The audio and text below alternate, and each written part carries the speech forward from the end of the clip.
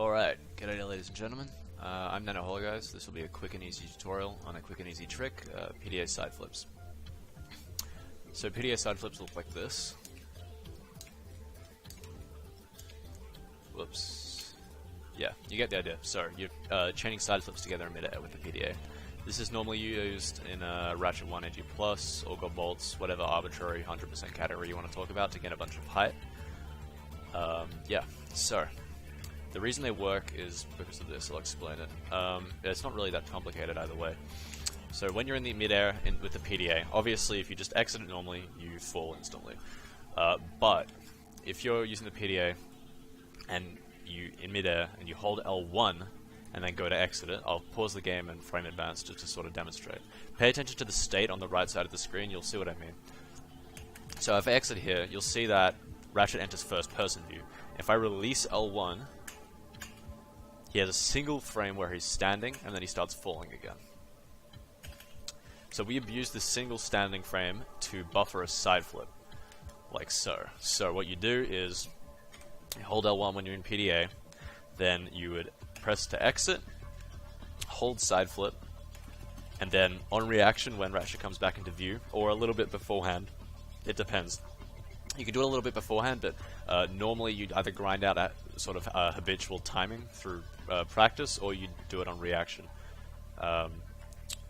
So once Ratchet comes back into view, you can just release L1 and he will side flip instead. So just to demonstrate again, instead of that single standing frame once I release L1, he goes into a single crouch and then starts side flipping. So what you would do from there is just chain these together. So to reiterate, when you're in PDA, hold L1, then exit, and as the PDA is exiting, you want to hold side flip and then release L1, like so. You can also do backflips when you do this too. They tend to be a little bit finicky, but not really. You can do this with either pack or packless, just to demonstrate.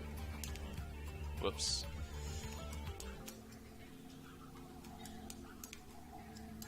Like so. The one thing to know about the thruster pack is that, unfortunately, say you're in the air, I'll just bump up my height real quick to demonstrate.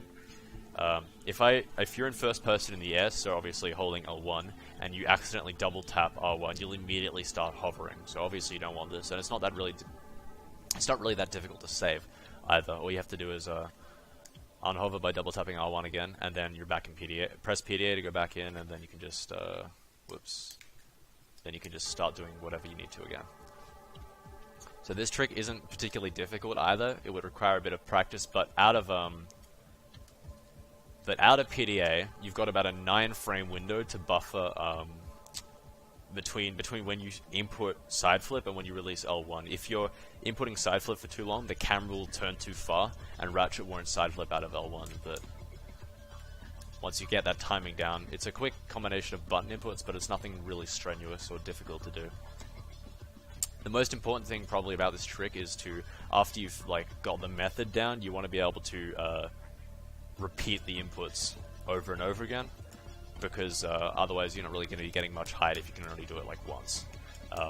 Thinking of Velden 2 in New Game Plus with the Drex skip, you're going to have to do a bunch of these, or like Gaspar in NG Plus, you have to do at least 3 or 4 to get enough height when you use it there. So that's really it for PDA side flips. Yeah, I hope this tutorial makes it clear. Feel free to leave any comments, questions and whatever in the comments section, or get in touch with me on Discord, Twitter, Twitch, YouTube, I suppose. Yeah, hope that makes it clear. Thanks for watching.